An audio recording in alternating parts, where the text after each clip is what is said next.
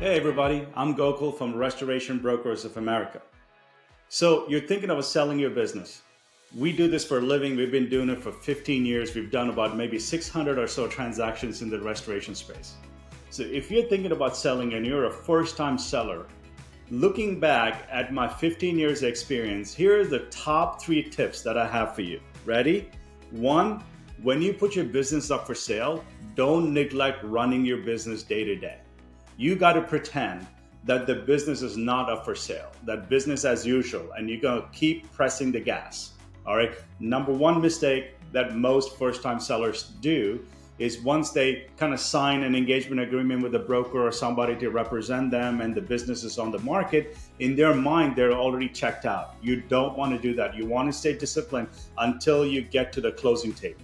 We have had a lot of deals fall apart because from the time the business goes to market and all the way till you get to the closing table, it takes 6 to 7 months and things change. So always keep pushing, even if you are listed and your business is on the market for sale, right?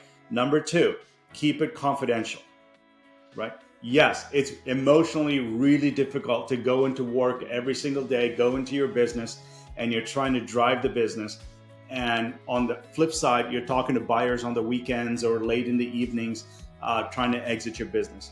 But I can tell you without a shadow of a doubt, the best policy here is to keep things confidential until you get to the bottom of the 9th inning when the closing is imminent, and then you can talk to your key people. Number 3, understand early in the game what winning means to you, right? So selling a business, it's like marrying a kid off or something like that, right? There's always going to be more things that you want in the deal. And once you start getting into the negotiating process and talking to buyers, your emotions are going to get ratcheted up. So before you enter the process, understand, hey, if I get these 3 things or 4 things that are most important to me, it's a good idea for me to take that offer. So those are my 3 tips, right?